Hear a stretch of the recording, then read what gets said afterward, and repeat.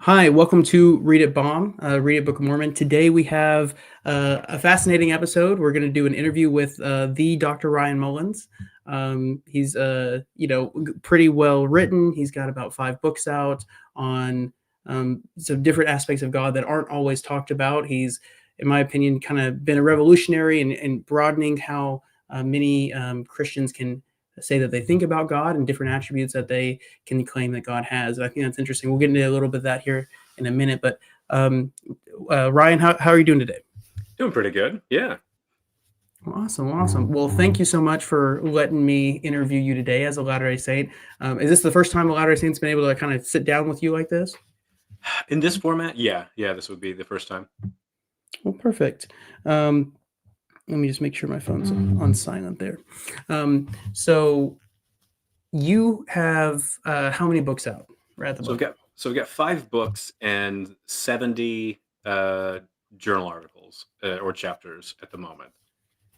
There's always more being added, but that's where I am at the moment. Okay, perfect. And I would say that, well, actually, let me ask you this instead of telling you, what do you think one of your most impactful things that you write on or that you talk about is? Gosh, it depends on the audience. So some people know me for this paper I wrote on disability theology and the resurrection. Others know me mainly just from my work on panentheism. And then some people like know me about like just my rejections of classical theism. Um, but then I've got like all this other work too, like on personal identity over time that's been cited a bunch, and work on the doctrine of Trinity, incarnation. So I've written on a lot of different topics, but it's hard to say which one was like the biggest splash. Probably the simplicity stuff has been the biggest splash, um, but yeah, like I said, I don't know. Just in some circles, like one paper just gets cited all the time, and other circles they don't even know that I've ever worked on these things. So I remember once I met this one guy. He knew about like what my work was, and he didn't know that I did anything on God and time. And Mm. I'm like working on my second book on God and time right now. Like, okay, all right, So yeah, so it's academia is a weird place. Yeah. I can see that, right? Especially if like, well, there's different niches, right? You like you said, the disability theology. There's a whole lot of different ideas out there that people like to talk about, right? For example, and also I think we all know algorithms kind of Mhm. make things pop up, right? If I like to look at objections to classical theism, well then I'm going to see all of Ryan Mullins' objections to classical theism, right? All your Joe Schmid interviews, stuff Mhm. like that. We are kind of not maybe debunking, but giving arguments against it. Or another good one was when y'all were giving arguments for neoclassical, answering objections from Mm. the classical theists. Yeah. So yeah, there's definitely again, I think the algorithms maybe help people in that aspect of only seeing one phase of what you do. Yeah. um Yeah. but for sure, I'll have to look into the disability. I've seen that pop up. But I guess for me, I like the more divine simplicity aspect, so I Mhm. that's mainly what I consume of from you. But real quickly, if you could just give us a little brief synopsis. I do think you have this revolutionary idea about God's interaction with time. Could you just Mhm. give us a quick kind of idea of what that is? Well, in one sense, it's not that revolutionary. All you're saying is God does one thing and then another, and like, I mean, that sounds doesn't sound that exciting. But people get really animated about this, just saying, "Yeah, God wasn't doing anything, and then He did something, and then He did something else, and then He did something." And I think it's really straightforward. If you believe that God performs actions for a reason, God's like, "I want to do that." Okay, well now I'm doing it. Yeah. But yeah, but that it makes it sound like this is like really like cheap and demystified, which is exactly what I just gave you was the cheap and demystified version of it. But at the end of the day, that's really it. Like, is God does one thing and then another. Um, but yeah, the time itself is very weird, and when you start trying to talk about the different aspects of time, it gets very like complex very quickly. That's why I just gave you the demystified version. Yeah, I didn't get into the A theory, B theory, all these Yeah. different. Yeah, and just to be honest, I've yet to really delve into all the study of okay, which would most align with, maybe LDS theology and all that sort of stuff. There's probably a lot of LDS people who have, but I'm gonna have to get there next, right? That'll probably be something else I want to really study Yeah. into. But Yeah. um, and so one of my favorite things that you do is, again, your objection to classical theism. Okay, because Latter-day Saints are probably the most clear, well, the theology, right? The restored theology that we have, I would say, is probably some of the most clear anti-simplistic, anti-classical theist ideologies out there. Hmm. Um, I mean, we believe God has put himself in a body. He's become embodied. The Father has, just like the Son. We believe God's in time. We believe, I would say we believe God's the most moved mover, right? We have some ideas where it says, God, he looked about on the other intelligences and he decided to help them become like he is. And that's why he created everything, which I believe that's beautiful, right? And so the idea that God is this pure actuality is, has no passions, he is immutable, he's timeless, he's simple. For us, it's just a clear, um, it just can't be with the theology that we have, with our scripture that we have, with what we know to be true. So that's what I like, is I like to see how other Christians can agree with us on those points, even though Hmm. that we probably have so many disagreements on other things. We can say, hey, if we don't accept classical theism, well, then there's room for, both thoughts, and then we can kind of see which one makes more sense, or plausible, or just allow for people to have the differing opinions there. Hmm. So Yeah, no, establishing that common ground is very important before you can even have any sort of meaningful dialogue, because you need some sort of basis for mutual understanding. So it's really important to nail these things down. Yeah. And so let's see here. Let's. I got some topics here. So the first one is, because I do want to get into the Trinity. I want to get into kind of some of the creed statements, Hmm. and have some questions, ask you some questions about that I have. But real quick, we've talked about classical theism and divine simplicity a little bit already. Could you give us a definition of what divine simplicity is? Yeah. So it's the attribute of God which says that God does not have any attributes at all, which sounds false from the start, but it's accurate as well. So it's not my fault that it's false from the start. So what you see when you're looking at like a lot of different medieval thinkers, they claim that God doesn't have any properties at all, doesn't have any tropes or immanent universals or any sort of exemplifiables. It's a very technical term. But that's the claim. You see from Jeff Brower, you see it from John McGinnis, you see it from St. Augustine, you see it from Moses Maimonides, from Avicenna, like on and on you go. This is the claim. No properties at all. Why? Because God cannot have anything that's distinct in any sort of meaningful way. Because here's a slogan that's attached to divine simplicity: whatever can be divided in the mind can be divided in reality. So you see this in like the Cappadocians a little bit. You see this definitely in like Avicenna and his influence on people like Aquinas and so on. Anselm is very big on this statement, and even see it in like James Arminius, or Jacob Arminius, depending on how you want to translate his name. So it's this idea that, yeah, no distinctions whatsoever. Then when we get to the Trinity, then we throw that all out the window. But we can get to that later. But Exactly. this is something that's been pointed out by a lot of scholars who go, yeah, Aquinas gives really clear account of simplicity, but then when it comes to the Trinity, he just throws. So I'm not saying anything new or interesting, but that's the big idea. So no distinctions. Now, anything that you might come up with, though, you got to start thinking, well, don't people say, like, God's pure actuality? And you're like, yeah. Why? Well, because on some philosophical systems, there's a distinction between potential and actual. Well, you can't have that if you've got a God with no distinctions whatsoever. So that's why you got to get rid of these kind of distinctions. So it's going to just be pure actuality, no movement from potential to actuality. Uh, Other issues that pop up, when you're trying to talk about God in some sort of meaningful sense, the mind cannot help but make distinctions. And people like Aquinas and Augustine and Peter Lombard, they're aware of this, and they're like, yeah, right. When you start talking about God, you can't help but make distinctions. So God's all powerful, God's wise, God's good, God's this, God's that. You're making all these distinctions. Well, you got to get rid of those. So a common claim is, well, all those attributes, they're really just identical to each other, such that there's, just one attribute maybe. Ooh. And then actually that's actually identical to God's essence and existence. And you do the same thing for God's actions. Any actions God might want to say God performs, there's identical to each other, such that there's just one act. That's it. And that's identical to God's essence and existence. So you get all these like strong identity claims. And the purpose of that is to really drive home this point that no distinctions. Get rid of the distinctions. You can come up with distinctions in your head, but they don't apply to reality. That's the idea. So, and again, yeah, well, I want to really get into Mhm. comparing or taking that idea and then holding up the Trinity and saying, "But how?" You know what I mean? Like, Yeah. I, Yeah. I really, I want to get into that because I read.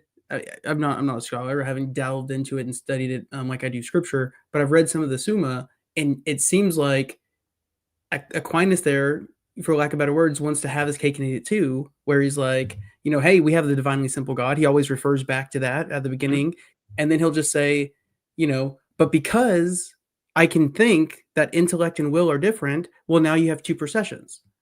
And it's like, but aren't they the exact same? And he'll say, but they're the same, but because I can think that they're different, or and my favorite is in the incarnation, it's not in the essence, it's in the person because I can define those two differently. And Mhm. it's like, well, but you just said it's an issue if it's in the essence, but the essence and the person are the same thing. And Yeah. he'll even go and earlier he'll go and he'll quote Augustine, where Augustine says, if you talk about the person of the Father, you talk about the essence. And so it's crazy how, in my mind, Mhm. right, how it's kind of like, how does that make sense? But I guess we'll get into that in a second, real quick. Yeah. Yeah. So yeah, Um, there's preview for things to come. There we go. Preview for things to come. I love that. So you just gave a really good definition of divine simplicity. And the thing is, I just got done watching what was it? I watched a response to yours and Joe Smid's aloneness argument. Now Mm. again, some of these videos I'm watching came out years ago, so it wasn't a new video. But it was by Gil, I forgot his name. It was by Chris, and he has a very long last name that I'm gonna butcher. Lukowski or something like that. You know what I'm talking Oh, it's about? The probably Tomaszewski and then Tomaszewski. Gil Sanders. I think Yes. is his name. Yeah. And so, they were trying to. I mean, and in that definition, he gave the same definition of simplicity you just gave. So it's not like this is Ryan Mullins' understanding. This is you've done your homework, and this is more broadly the accepted definition. No, is he's not composite of physical or metaphysical parts, and that's where all the confusion and the he can't have accidental properties. He can't have this. And then my favorite thing, well, we'll get into that in a second, is, well, what about when he creates? How does he relate to creation if there's no accidental properties and all that? But my question now is, with all this kind of in our minds about the Mhm. definition of simplicity, is it scriptural? Can we find any scriptural basis for this doctrine, or is it an accepted idea post biblical that's read into the scripture? What's your thought on that? I think it's anti-biblical. So there's a forthcoming book called "Contemplating Divine Simplicity: Five Views," and so I'm in this debate book. And then one of the things I argue is it's anti-biblical because there's nothing in Scripture that even gestures towards something like this, and there's everything in Scripture to go against it. So one of the common things you see in Scripture is this affirmation that God has accidental properties. So I give a couple different kinds of arguments, but this is just one of them. So the accidental properties argument goes like this: you look at the story of Moses and the burning bush, and Moses is like he's like, okay, God, like what you want me to do with the Hebrew people sounds pretty cool, but they're not going to listen to me. Like like who do I say sent me? And he says, well, tell them I am sent me. More accurate translation is I will be who I will be. Uh, but he's like, I will be sent me? What does that mean? And he's like, tell them I am the God of Abraham, Isaac, and Jacob. That is my name forevermore. Tell them that. And he repeats this a couple times. That this is his name forevermore, the God of Abraham, Isaac, and Jacob. What God is doing in this moment is saying that I am a being with a past, and this is so important to my narrative, my story, that I'm going to take on this as part of my identity forever and ever. Amen. Not identity in terms of like Leibniz's law, but in terms of like the story you tell about yourself, your narrative identity. So God thinks that these accidental properties are deeply important to who He is and what He's done. And you want to know who else? So you want to know who I am? Well, I'm the God of Abraham, Isaac, and Jacob. And you want to know who I am? I will be who I will be. You're going to know who I am by what I'm about to do. So this is a being that takes on accidental properties, does certain things in time to take on more accidental properties, and thinks that these are so incredibly glorious that they're a part of his narrative identity forever. Amen. That is the exact opposite of what you see, because so I've got this nice quote from John Duns Scotus. I love Scotus. He's a great philosopher. So he says accidental properties are repugnant to God. He means like logically repugnant. He doesn't think like it's some moral disgusting thing. It's some logical point he's making. But the point stands though. What that which simplicity says is repugnant of God, the Bible says is glorious. And so I think these are just very radically different views of the nature of God. And so I just love that. Mhm, I think that's great. And I mean, the way that I've come to it, I would love to kind of bounce this off you and mhm. you can maybe refine this point.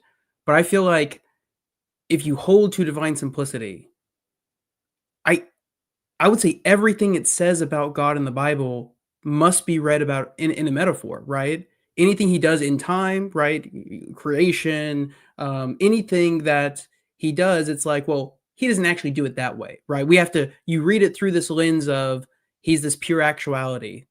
And, that's so anything he says, like we assume God's doing this, but in a different way than actually it tells us how he is. Yeah, this is a good point, and a lot of classical theists will not admit it. Only a few will. So a lot of people will say, well, there's analogy and there's some metaphor and there's some like accommodative language where God's just kind of speaking in a way that you can understand. So John Calvin has this phrase. He says, God presents himself to us not as he is in himself, but as we want to see him. And I'm like, as I want to see him? That's not a great revelation. There's lots of things I would like to see, but when I look at God, I'm like, I don't like that. You're going to forgive everyone? Don't forgive that person over there. He was horrible. Like Yeah. if it was because of what I want to see, we got a problem here. Um, but Especially if we're all reprobate, right? If you take the Calvinist. Yeah. right, exactly. Right. So it seems like there's a very serious problem here, in something that makes communication impossible between God and creatures. And I'm like, that's a problem.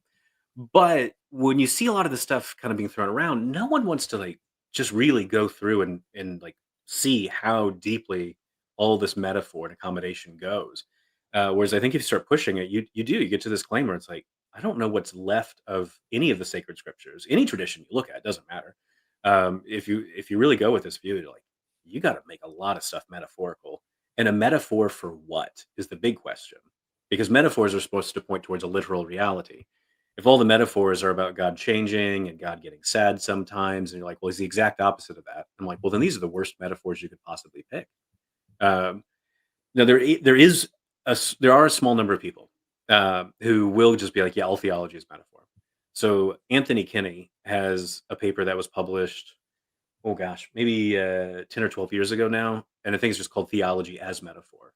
And he just goes, well, we know God is timeless and immutable and simple and all this. I'm like, do we know that? Okay, I don't know, but he's like, we know that. I'm like, okay, and he's like, so therefore, when we talk about God's actions or God's this or God that, it's all metaphor.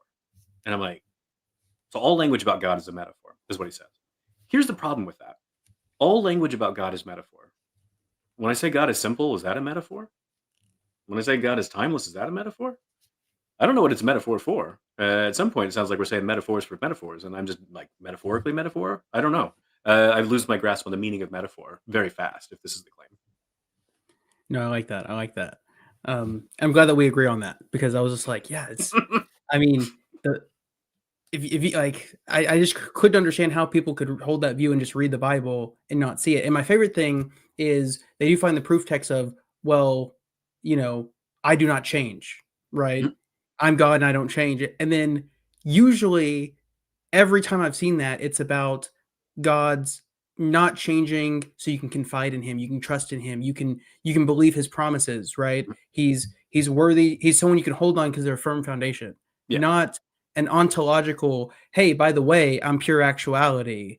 And you can't say that I change because if you do, then you're denying exactly who I am in my essence. You know what I mean? yeah, It's they put a whole lot of weight on these proof texts, and then especially for Latter Day Saints, we apparently get called out for having our own proof texts, which are kind of more clear than just reading the whole Bible as a metaphor to get the simple God, yeah, right?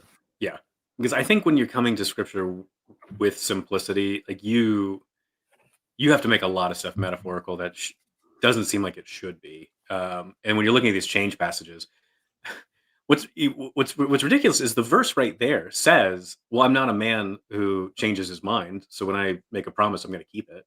Like I'm not a liar, and I'm like, okay, so it tells me the exact sense in which God does not change. It's not like this Exactly. big no change whatsoever kind of grand sweeping claim like you see in Augustine or something. It's it tells you what sense God does not change. And then when you look at Hosea, it's like, well, because I'm not a man, I will change. And you're like, oh, why? Well, stubborn men, they want wrath. They're angry. They're not going to change their plan of wrath to a plan for of forgiveness because they lack compassion. Well, I'm not a stubborn man who lacks compassion, so I will change my plan of wrath to a plan of forgiveness. You're like, oh, okay. So it tells you in what sense God Hmm. changes and does not change. And I I never heard that verse or Mhm, that passage, right, in that way until I saw a video where you brought that up, the Hosea one, and mhm, I think that's beautiful, right? It shows God's not, some rigid, wanting to just, you know, castigate or um, that was the Spanish coming out of me, wanting to punish everybody, right? right. He's willing to offer mercy, and I would say us Latter Day Saints, we believe that the mercy and grace of God, we believe that in the utmost, right? Mhm, We get into that maybe at the end if we have time.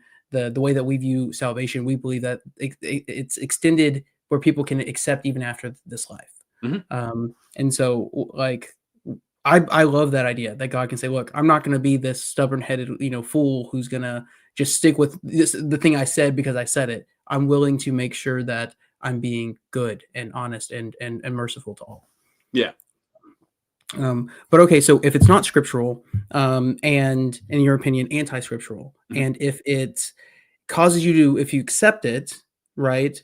And again, so I saw this one. I forgot his name, but I was watching this one person who was a Unitarian and he became Catholic. He was part of the it's a small group. It doesn't matter. I forgot.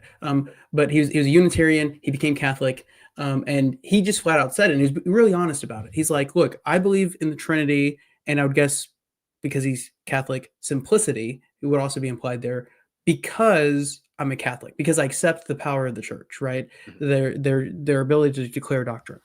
And so my thing is, if you accept that, for me, it would be hard to say, okay, like I understand the church can do this, but everything that the church is built on is completely against it, right? Is completely against this idea of divine simplicity, which I think for Catholics is now a dogma, right? It's you can't say God is not simple. I believe that that's been stated. So, Mhm. um, but so if all these things are against divine simplicity, it's not scriptural. Then where did it come from? That I guess that's where I'm trying to get here. Where do you think it Yeah. came from? So there's a couple different sources. One of the most influential is Plotinus. He had wrote this book, the Aeneads, in was it 200s ish, 300 ish. So it becomes very influential. So like, I mean, Augustine is like reading it. It's massively influential in across like all the Abrahamic faiths for quite a long time until Aristotle gets rediscovered later on in the Middle Ages. Um, and and when you read Plotinus, like it's a weird story of the world, but it's very powerful, and so I can see how people could get kind of wrapped up into it. And at the heart of reality is this thing called the One that is completely unknowable, cannot talk about it, cannot describe it in any way. And so when Plotinus describes the undescribable one, he gives it all these characteristics of like simple and timeless and so on, perfectly good. And you're like, man, you know a lot about something you're not allowed to talk about. Like you're not, you don't, you know, like so you got some contradictions like right at the heart of the story, but it's a very influential story. And so this is a one common source for this. It's not the only one, but it's a very important one and a very influential one. So, something that a lot of Latter Day Saints and myself would say, and is that we believe happened was that there's definitely, and I mean, I've even seen a lot of classical theistic Trinitarians just outright say it. They don't believe that there's an issue with it. That there was definitely a synthesis Mhm. or a mixing or a influencing on Christianity from Platonistic, Hellenistic ideas. So, Yeah. do you think that this idea of a pure perfection that's timeless, cannot change. Is this something that Christianity, would you say, early on assumed or absorbed from this idea, or? I think so, and different historians will try to like pinpoint when all this kind of happens, because when you're looking at, say, like the Jewish traditions, they don't.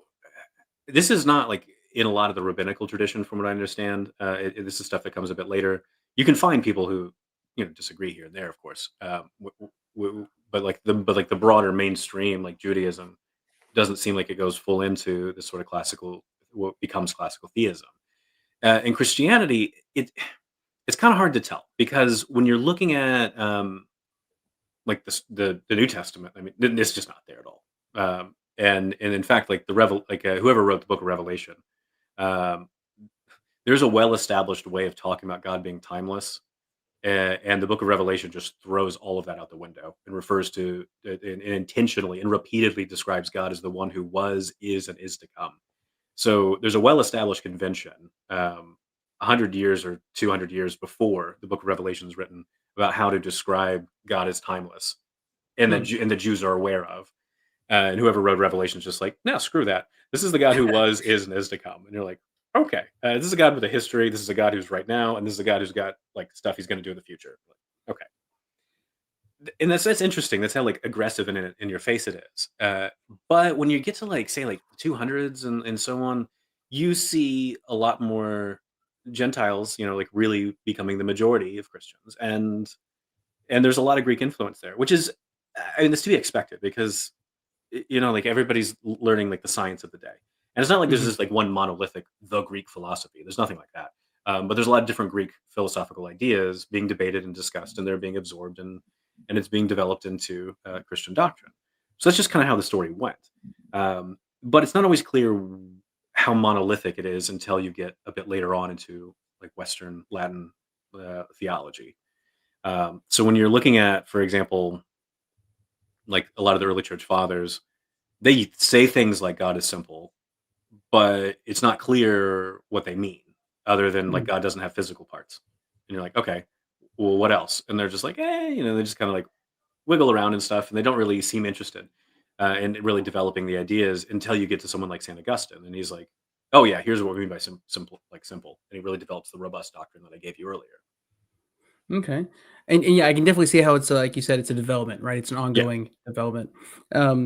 Now, so we obviously as Latter-day Saints, we would say that this combination, right? This synthesis, I can't say that word, but this influence we view as a negative on Mhm. Christianity, right? I mean, this is how we would see it. We would say this is part of where the theology um, diverged, and this is what we would consider as part of the great apostasy, which is Mhm. part of what we believe, right? You, as someone who is not a classical theist, like, do you believe that this was some sort of a negative influence on Christianity that led to believing God was, eventually with Augustine, utterly simple and talking about God in ways that are not biblical? Like, how would you view this? You know, I go back and forth in my mind about how strong. I think it's a mistake. I just okay. go back and forth about how strong of a mistake I want to say it is.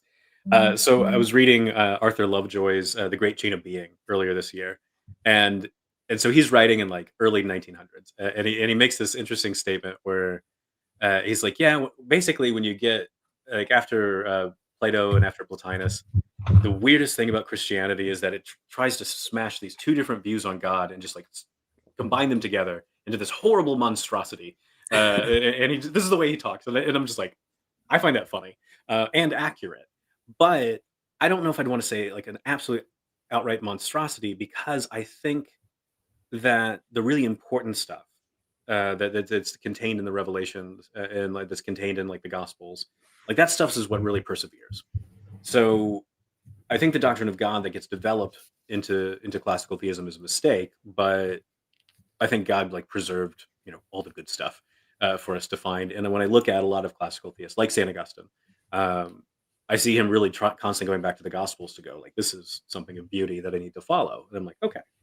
And that's where I think a lot of inconsistencies arise in a lot of theologians, is because they really are reading the Bible and they're trying to figure out how all these things fit together. And I'm like, they don't.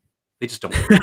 They don't. But I love it. they're trying, and I'm like, I appreciate that. And so, I mean, I would say a Latter-day Saints could agree with basically almost everything you said. Mhm. Um, we would so the way I see the apostasy, right, is we believe that there is still truth on the earth of obviously you have to accept Christ. Mhm. Christ, he's the divine Messiah that came down and saved you from your sins, right? Everyone will be judged by him. We believe that there's many of the core aspects of the gospel that were maintained because, like you said, they had the New Testament, they had the scriptures, and they weren't trying to throw those out, but we just believe that this influence and the way that the nature of God changed, for us, it changed drastically. That's how we Mhm. would view it. Yeah. Because obviously what we believe now is probably the exact opposite, right? Of how they were talking about God then.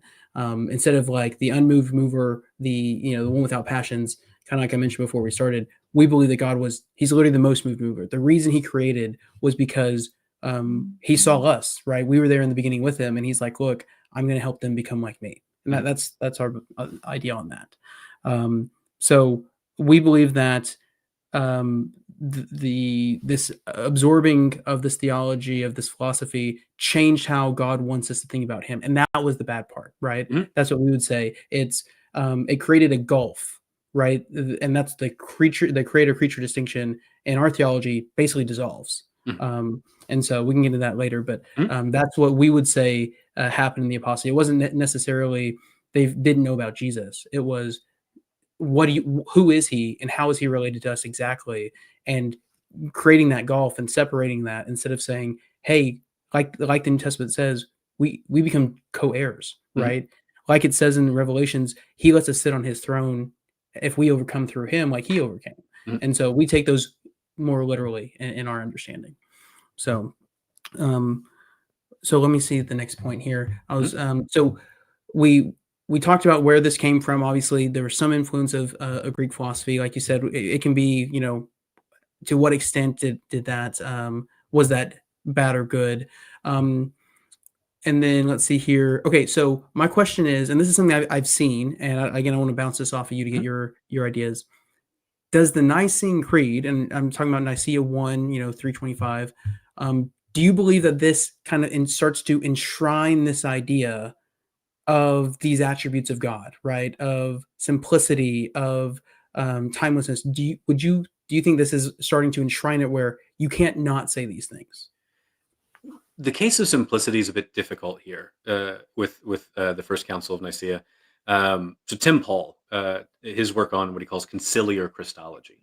What he does is he tries to look at all the seven ecumenical councils and say there's like this kind of like deposit of ideas that they give us, and so he wants to develop Christology according to that. Simplicity is not in there, uh, because he's like, it's not really explicit in any of the creeds.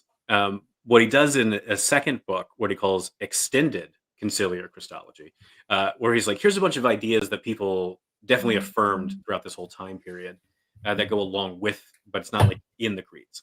And simplicity gets on that list. And I think that's fair because when you're looking at some of these early church fathers, like so someone like Christopher Stead, his book on the divine substance, he's like, they speak of simplicity in this really loose term. They don't bother to really articulate it. And it could be like there's a lot of different things people meant by it, and no one sat down to like figure it out. Hmm.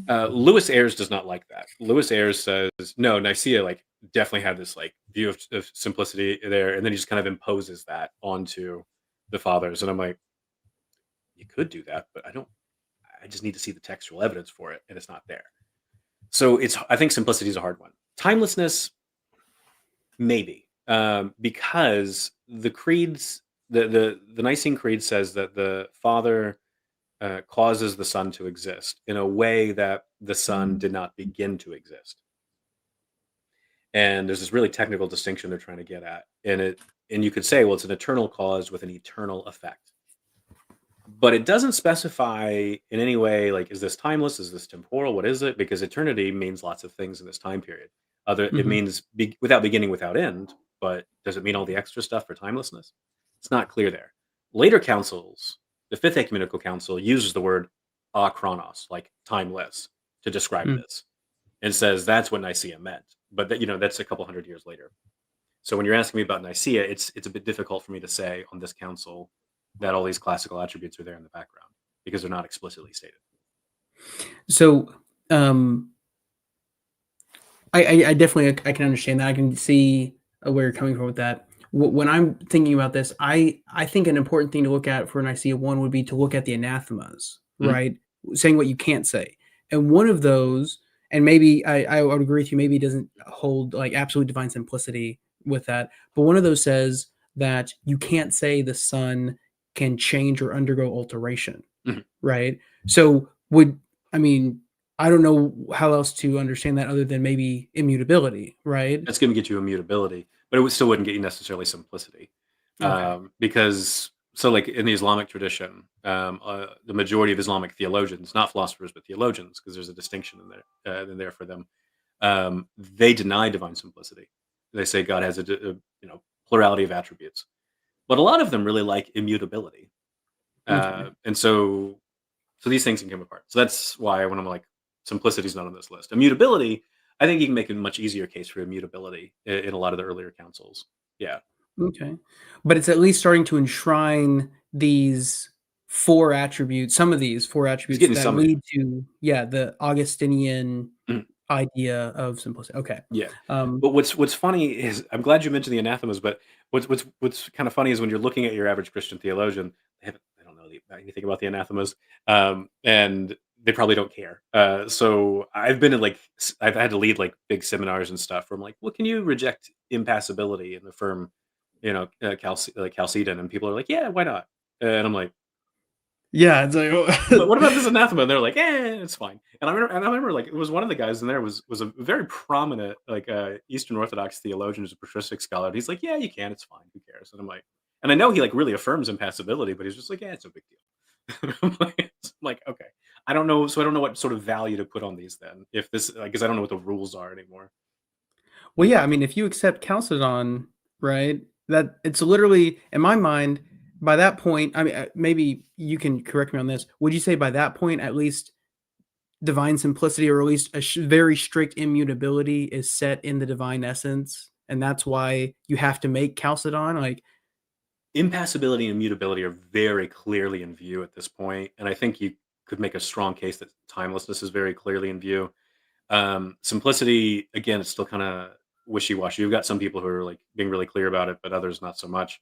And that debate between Cyril and Nestorius, Cyril's not super clear on a lot of things. So, and anytime he starts getting pushed towards, can you be a little more clear on this? He's like, ineffable mystery. And I'm like, yeah, it's and that's my thing about, you know, usually with the Trinity, there are some people who really believe that they can all be explained. But if there is something, well, then it kind of falls back on mystery. But yeah, especially the hypostatic union, right? And I mean, it's probably an uncharitable way to say it, but in my mind, I just think the idea that it has to call it a mystery kind of is then saying we know it's basically contradictory, but we believe it because we must, in a way. I don't know how you would think that, I but I would put it a little bit differently. I would say when you come to something like the hypostatic union, you front load the mystery, so that way, if someone points out a contradiction, you could go, "Well, it's mysterious. I said it was mysterious. You okay. can't critique me. Come on." Um, it's like if I'm a politician and I start I start out by praying and saying how much I love God, and then now you want to criticize me? You're criticizing a God fearing American citizen. I've got the flag right behind me. I'm waving it. What do you do? So it's kind of like this. I think Yeah. is sometimes what's going on. Okay. Okay. Um, and so let's see here. So, well, maybe I should correct my view on this because having bounced that off you, I guess I could say some of the necessary elements for simplicity start to be enshrined. But as you mentioned, a super hard understanding of absolute divine simplicity or simplicity itself may not be in those first councils, but it's getting there. It's developing to that. So yeah, so Tim Paul, the way he puts it is, it's not part of just with simplicity. It's not part of the conciliar deposit, but it's something that is often associated with it. Okay. So him as a Catholic goes, okay, then I need to sit down and figure out how this is consistent with the incarnation. That's his strategy, and I think there's something very charitable about that and historically accurate about that. Yeah, Okay. And so let's move on to kind of Mhm. what we previewed a little bit at the beginning here, the Trinity itself, right? So as you've said, and as I've said too, it seems nigh impossible, right? So you know, let's just take modern understanding, right? So uh, classical theists, especially Thomists, absolutely divine. Well, let me ask you this real quick. Mhm. So do we know what Eastern Orthodox actually believe about simplicity? Is it knowable, or do they claim to be classical theists as to be able to hold the we make sense of reality and then just say, but we're not Thomists to try to avoid what they say, but also we don't know what God is, but we can still talk about him. Like, I don't know. It's kinda like that. So, I've had a lot of Eastern Orthodox people tell me I should convert, and I'm like, "Okay, well, what would I be converting to?" And they're like, "You've already got all the beliefs." I'm like, "So I don't have to really change anything, but I could convert." And they're like, "Yeah, yeah, yeah." I'm like, "Well, should I believe this or this?" They're like, "Well, we disagree on these things. Part of our chat." And I'm like, "That's fair." Because I mean, like, some think about, like, so Richard Swinburne, I mean, he converted to Eastern Orthodoxy a very, very long time ago. Mhm. And I mean, his view is the early church fathers did not have a clear understanding of simplicity, and they did not affirm the doctrine of divine simplicity. This is how he puts it in his book, The Christian God. And he says he rejects the doctrine of divine simplicity because he thinks God has distinct properties, distinct attributes. And he says attributes are not parts. So, who cares? Uh, and so he's got this, and so he's Eastern Orthodox. I've seen some Eastern Orthodox theologians say, like, we're really close to Aquinas, but we don't affirm exactly what Aquinas says. And some others, I've seen the way they develop the essence energy distinction in a bunch of different ways. Some of the ways look identical to my view, um, and so I'm like, I can articulate my view without the essence energy distinction, and I know what I'm saying, whereas I don't know what you guys are saying with this essence energy distinction. So if my view just is that, then cool. But I don't know. I don't know if it is because there's a lot of disagreement as far as I can tell on the essence energy distinction. I mean, they already got Joshua, right? So I think they Mhm. want Ryan as well. You know Yeah, what I mean? yeah. The Methodists, the Quakers, a lot of people are like, Ryan, you should convert. And I'm like, tell me more. What do I need to? Whereas I'm quite happy with my current status, so I probably won't Well, be converting. we want you to, Ryan. You can always come over here. You'll be welcome with open arms, It right? feels good to be wanted. So yeah. So okay, well, okay, well, again, I Mhm. guess what we could say about Eastern Orthodox is it's not a monolith, right? Because you just Yes. gave different people you've spoken to, and they've said probably, it would be contradictory to say, oh, well, someone says, well, we reject absolute divine simplicity. We're not like the Thomists. Someone else says, well, we're basically kind of like Aquinas, just a slightly different. You can't have both of those. So maybe it's just not a monolith. And I guess, Yeah. do they kind of just read the Cappadocian fathers in different ways? Is that where you think they're coming up with these things? Or, There's different ways. There's different, but even then, there's like disagreements. Because I remember I was at this conference where it was Yanaris, who's this big guy in like Greek Orthodoxy, and then John Zazoulis ended up not showing up, which was for the best because I think they didn't like each other. So that, like, there's some one of the people on the panel I remember, like, did not like other people on the panel, and so refused to be on this panel discussion at first, and there was like all this drama behind the scenes. the And part of the theological beef is real, right? yes, oh my gosh, yes. And so I'm just sitting there in Delphi, in Greece, going like, what exactly is happening right now? But part of the disagreement though was over how to interpret the Cappadocians. Was part of the beef, supposedly. So some of it is like disagreements over how to interpret things. Others are just, you're developing your theology and you just have disagreements with everyone at some point. So uh, it's just how it goes in every single denomination. So Eastern Orthodoxy is no different. Okay. I mean, yeah, like I mentioned before, Latter Day Saints definitely it's not a monolith, right? Right. And to a point where I mean, we don't have creeds, so it's not like you have to believe one way or the other. There is room for differing of opinion in Hmm. certain aspects. Yeah. So, and I can respect that, right? So okay, well, so let me ask you this: so we have the Trinity. And I guess when you're talking with an Eastern Orthodox, maybe you have to approach this differently. But if you're talking with a Catholic, obviously they're holding to this idea of absolute divine simplicity. Um, how can we have the Trinity and an absolutely simple God? Mm. I don't think you can. So I'll just stick with Augustine because you don't have all these like million different like strands of what called counts as Thomism. Like when you're Mhm. looking at Augustine, it's just like, well, yeah, Augustine said this, okay, and people don't get upset when you say these kind of things. So Augustine says like to be a person is the same thing as to be God. He's very explicit on this because he's like, right, God's simple, so anything that is in God is God, is the way he states it. So anything you want to predicate of God is identical to God. So person, well, you got him, that's identical. And you're like, okay, cool. Well, what about three persons? Well, they're gonna have to be identical. um, because My you favorite thing about Augustine is I was reading this quote from him, and it was when you talk about the Father, you're talking about the whole of the essence, right? And if Mhm. you're talking about the Father and the Son, you're talking about the same amount of essence, right? So you just added another person, but you didn't change about how much of the essence you're now talking about. And if you talk about all three of them, well, it's the same as just talking about one of them. And so that is mind-boggling, right? Yeah, That whole concept. You can add persons, subtract persons, but the essence, you're talking about the same, you're still talking about the the essence. whole. Yeah, you're saying Yeah. the same thing.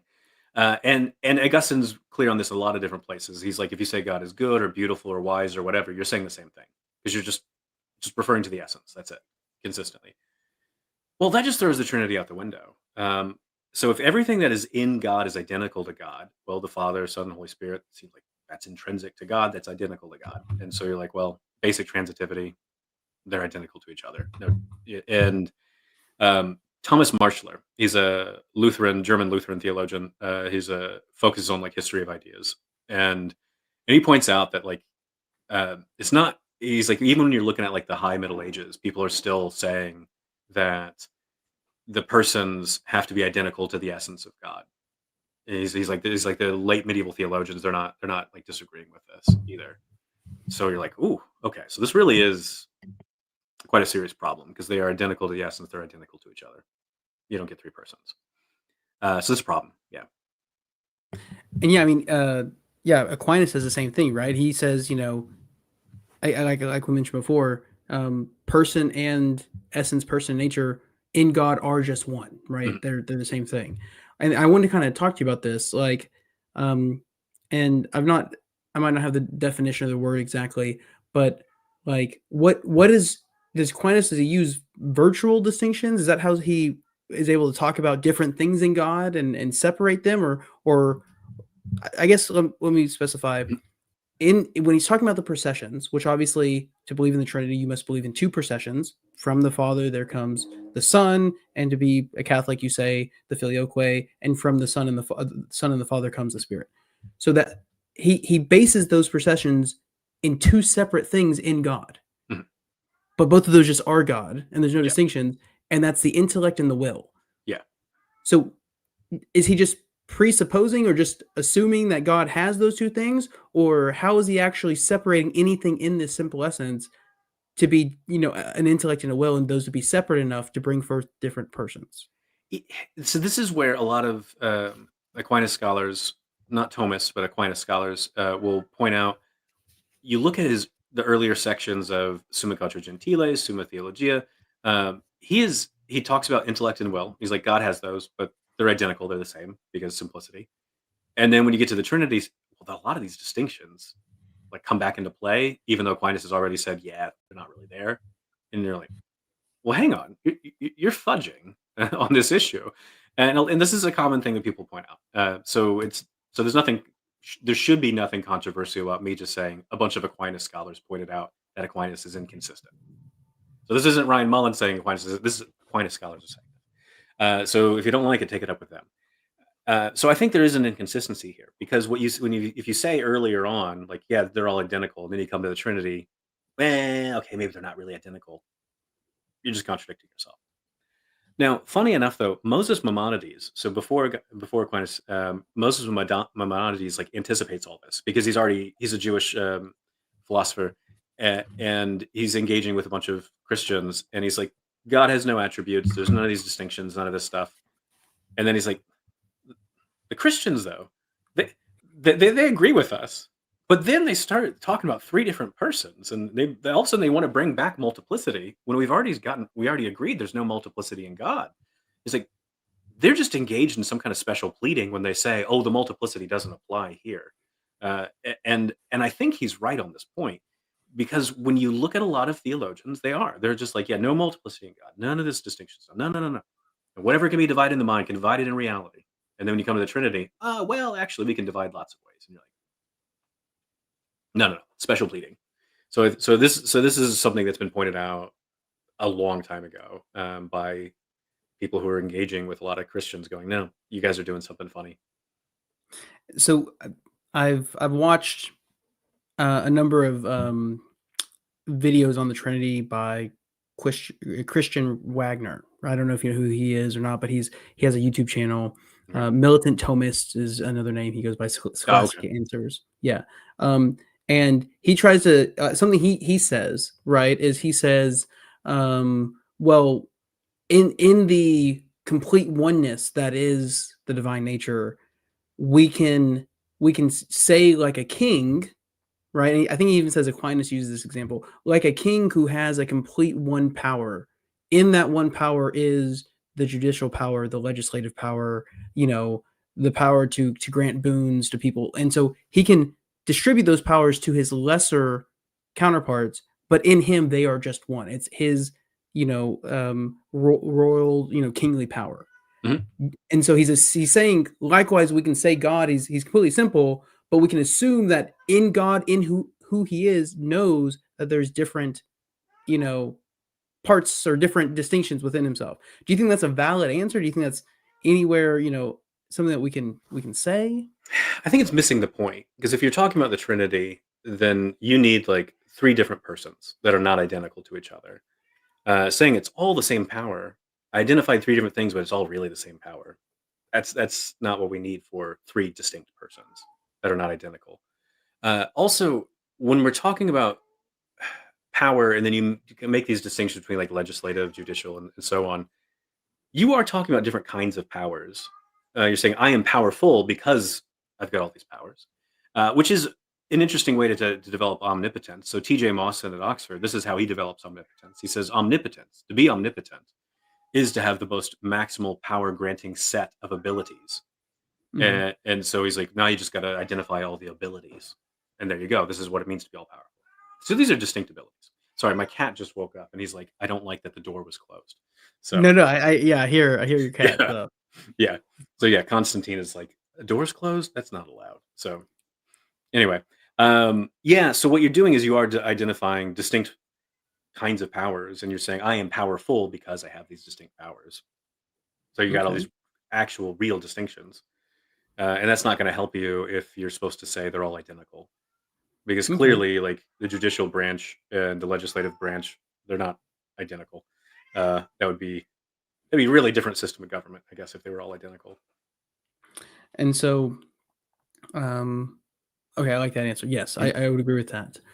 So I wanted to bring up, like, so I love when talking to classical theists, pointing out these contradictions, and then pointing to someone like Khalil Andani. Do you know who that mhm, is? mhm, mhm, And so he is a, Islamic Neoplatonist. That's what he labels himself as, and he believes in the one God.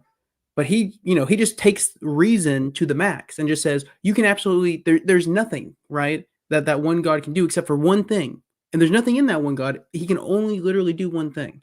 And he doesn't have free will because it's by necessity he can only do one thing. He's completely mhm, simple. And so I love kind of because they keep saying, "Oh, well, we use reason to come to who God is," and they believe it leads to simplicity and all this stuff. But when you hold someone who has quote unquote more reason than they do, because they don't have to bow down to this idea of the conciliar Trinity, mhm, right? It's kind of like shows, you're showing them up in a way. And I think it also proves the point that to be divinely simple, you can't have these distinctions. So that's something that I like to do is kind of just show them, well, there's other people who have the same ideas that you do. Let's use reason, mhm. but they're not having to come back and fall back on, I don't want to be a heretic and deny the Trinity.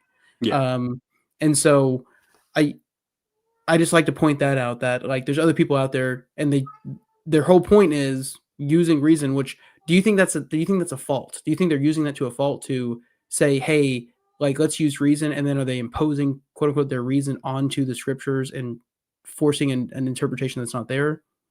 I guess I want to reject that they're using pure reason to get to this conclusion. Because when you're trying to develop an ultimate explanation of reality, that you need some content to your hypothesis. And if your hypothesis is it's completely ineffable, you can't describe it, and I'm like, you've got no description. There's nothing for me to entertain. There's no hypothesis there. Because an ultimate explanation, it needs to have enough content to it in order for it to actually explain the rest of reality. And so if you've got something like the one in Plotinus's view, there's no content there to really describe because it's supposed to be indescribable. So you can't even see is this the kind of thing that could actually explain the rest of reality. Uh, to drive this point home a little bit further, there are a lot of people who want to start with like pure reason and take you all the way to God. Tim O'Connor's book, Theism and Ultimate Explanation, he's like, you don't need to go anywhere near things like divine simplicity or timelessness in order to explain ultimate reality. Samuel Clarke, his book on the existence and nature of God, same thing. I mean, you can just add up a bunch of cases of people thinking that through reason alone we can get to God, and they don't get anywhere near something like a simple God. Okay. No, and I think that's true. I think it's not a requirement, but for some reason, the classical theists, they just assume it is, right? They're just like, Yeah. oh well, if you're not believing in divine simplicity, then you have no explanation for anything. That's kind of like how it comes down to. Yeah, some of them talk this way. I think it's very braggadocious, and it just doesn't really reflect like the wider scholarship, because there's so many different models of God that are doing a lot of natural theology to offer arguments for the existence of God. Benedict Goeke, he's a German philosophical theologian, and he's a panentheist. He made this claim. I disagree with it, but he made this claim saying that all the good arguments for the existence of God, they would support any model of God. I don't think that's quite right because I think some arguments do push in a particular, like towards a particular model of God. But Hmm. maybe he just thinks those are not really good arguments. I don't know. I've not asked him. So, but yeah, his claim is like yeah, it's like they just support like all the models of God equally. Okay. Okay. Um, and so let's see here. Where are we going to go from here? Mhm. So we talked about the Trinity. We talked about they're just kind of assuming that we can know these different things or say these different things are Mhm. are distinct, and they're building the Trinity off that, but they can't because it's divinely simple. Let's go real quick into and we've touched on this. The topic was, did simplicity lead to Chalcedon?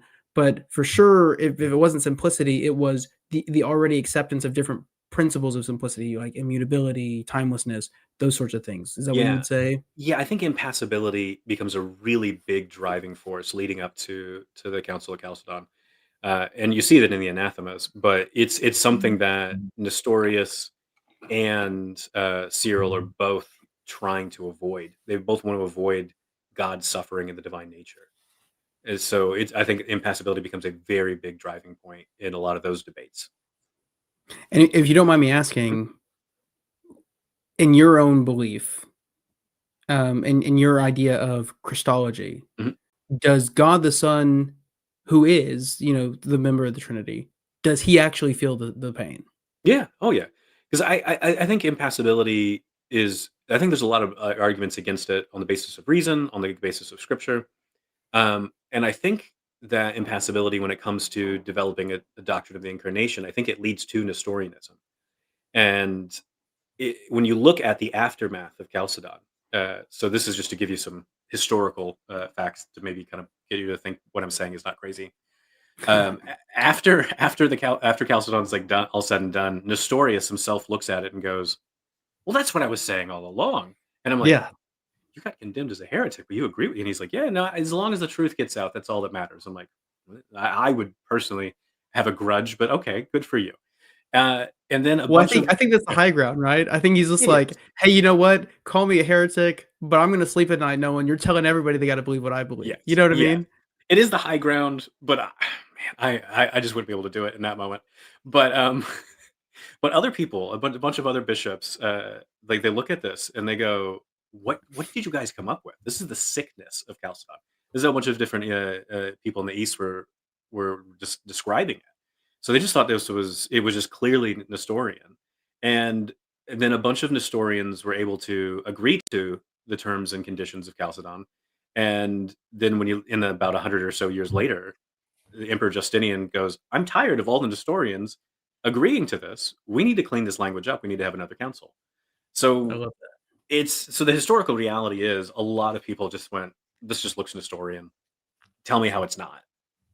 And I can see why they would say that. So I think impassibility prevents you from like having anything that meaningful where it really is like the sun is incarnate instead of there's the sun and then some other guy over here who's just suffering and his life kind of sucks and the sun's like I'm blissful and happy, but we're the same person, trust me. I, And so, and I believe personally that when coming from a classical theist idea, that I would say the hypostatic union is probably the weakest link of the Trinity, right? I feel like it's the one that I could point to and say there's clear problems with this. One being the idea that if you believe in absolute divine simplicity and person just is the same thing as nature, but we can just talk about them differently, then the whole thing of it's a hypostatic union and quote unquote does not change the nature. That's the thing is they're like, well, look, it doesn't change anything in the divine nature. And then I Mhm, point out, well, but if you go with Aquinas, you go with Augustine, it just says the person is the nature. So if the person assumes something and actually experiences any point of the life of Jesus, then that has to be by definition a change in the essence. mhm. I don't know how they would, and when I say that, I guess maybe because I'm a Latter Day Saint, they just think I don't know what I'm talking about. But Sure, yeah, it's I easy to this dismiss you on that point, be like, yeah, yeah, exactly. yeah, Oh, you believe in the Book of Mormon and Joseph Smith, so yeah, you don't know anything. But yeah. it's just like I don't know how they don't see that that's an issue if the person just is the essence, as is in the history and Mhm. in the theology, and then the essence or sorry, the person now assumes something they didn't have before, which I think they would try to just kind of work their way out of that one. But if the person actually lived any part of the life, then that would be a change in the essence. But I think what you would say is I've seen your videos, you would say, well, they claim that God's not actually related to creation. Yeah, so let's back up a bit and then build up to this point. So what they're wanting to say is there are three things to keep in mind here. You've got the human nature, the person, and then the divine nature. And when you're predicating of different things, you got to keep in mind what you're predicating of. And the Mhm, hypostatic union is supposed to be somehow these two natures are united in this person. mhm. How? No one will tell you how. And that's like, and like when I've published on this, like I'm just like, this is just a black box. Like no one will tell me. They just tell me it just is an ineffable mystery. And everyone's like, yeah, what's the problem with that? And I'm like, because you're not telling me how any of this is supposed to work. So if you don't tell me how it's supposed to work, it's hard to figure out what's orthodox and what's not orthodox because it's all unspeakable.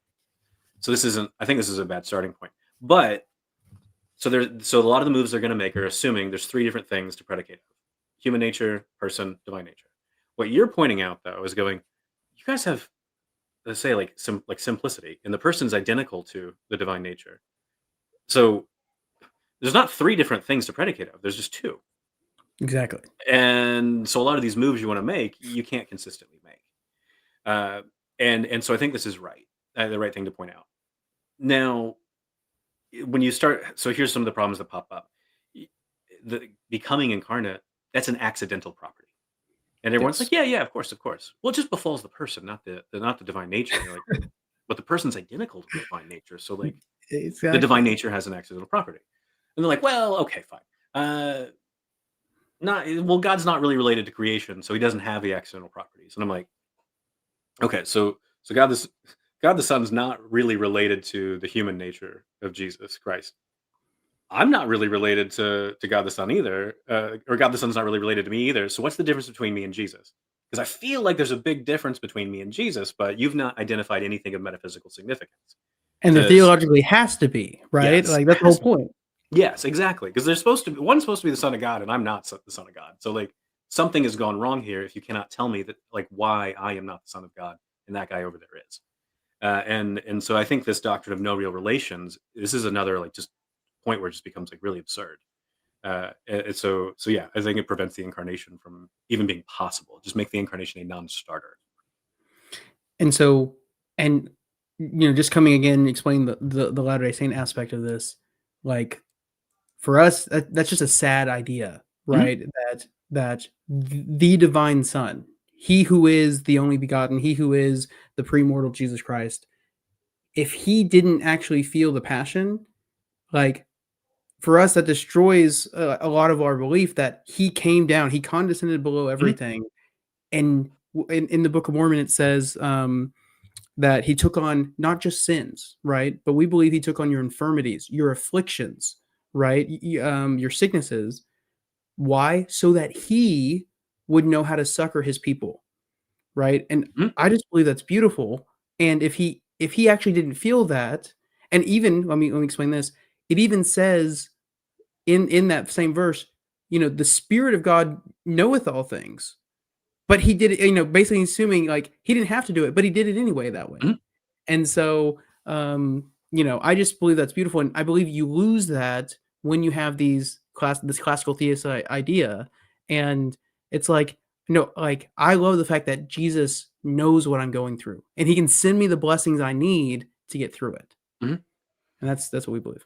And this is the thing is a lot of Catholics, and even like when you're looking at these like these earlier debates that led up to these different councils, this is a sticking point for them as well. Because one of the reasons they didn't like Nestorianism wasn't just because you think there's two people in Jesus. That's crazy. Like that's part of it.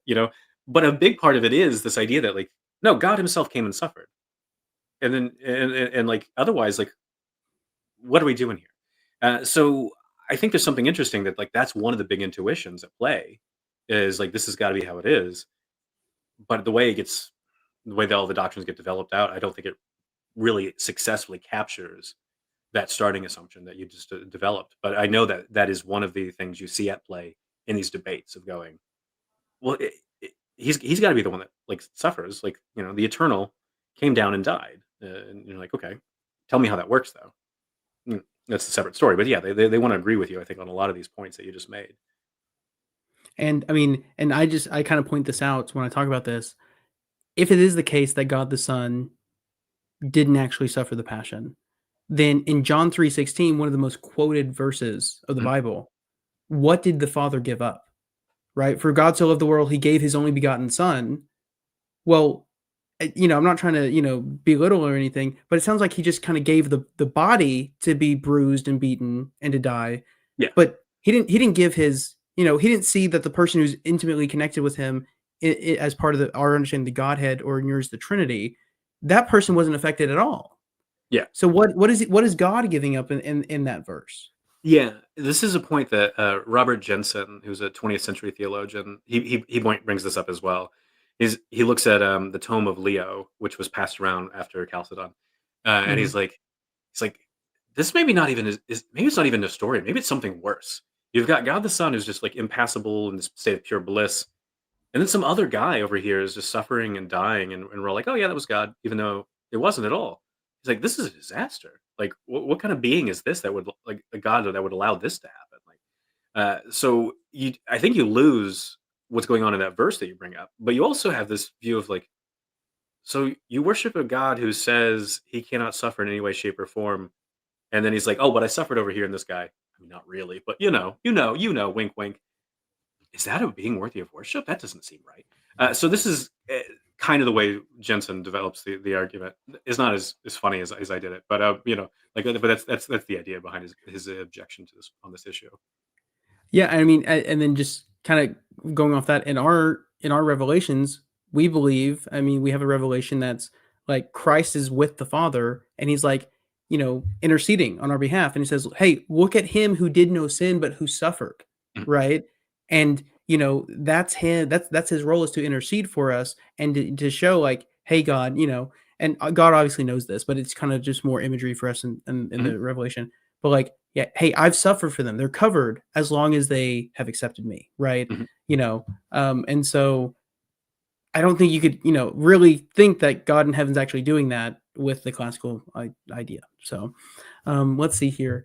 To come to a close here in a minute. mhm, Let's see. Okay, so here is a question I wanted to ask you. mhm, And this is something that I believe could possibly be an issue, right? Because even though, as we said, simplicity probably most likely wasn't highly enshrined, right, in the creeds, but there were the elements leading up to it, and then eventually around Augustine, for sure, that's what he was thinking.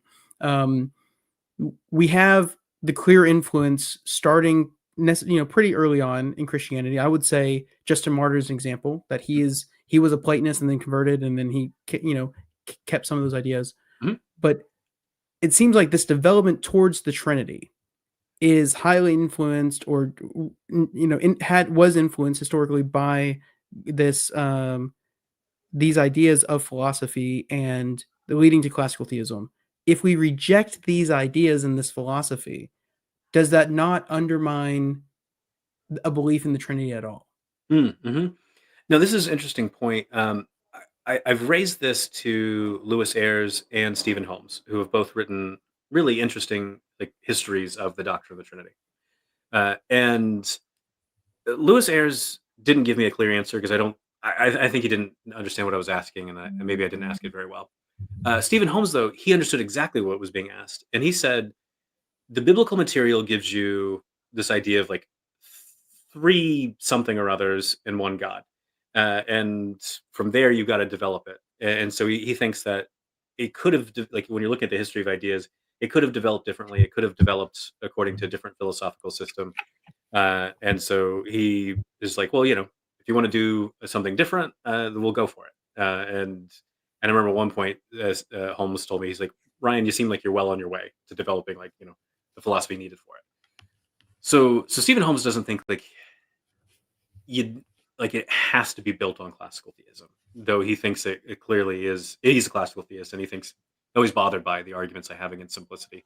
Um, but he's admitted. I've heard him in different occasions say like it could develop on the basis of other philosophical ideas. Doesn't need it. Well, yes, but for example, Mhm, William Lane Craig, right? mhm, He in an interview, well, in kind of like a discussion slash debate with Del Tuggy, mhm, he said that was not a fan of logos Christology, mhm, right? And he quoted, Justin Martyr and Tertullian and other people's ideas, and he says that he doesn't believe that was biblical. mhm. And so my idea with that is, or my problem with that is, if you kind of reject that and say we don't like that, but in my mind, just looking at the history, it seems like those ideas morphed and developed into the doctrine of the Trinity.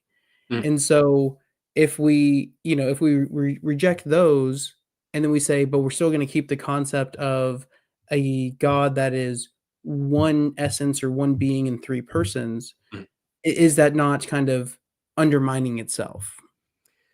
I see the point you want to make. It's hard for me to agree because when I look at the history of the doctrine of the Trinity, it is so painfully messy. Oh my goodness. Mhm, So people at Nicaea, just to give you like just two examples, there were people at Nicaea who agreed to like this homoousios idea, and they agreed to saying like, yeah, the Father causes the Son, and we're going to spell the word cause just slightly different to make some kind of technical point. These 2 things were completely forgotten about by like, loads of people that were there. And so it's just like, how important was this to you? And they're like, "I don't know." They just forgot about it. Marcellus of Ancyra, gosh, you're gonna have to fact check me on this one. I think he was the one, he was at Nicaea, and he ends up getting labeled as a heretic later on. And because he's got this view where,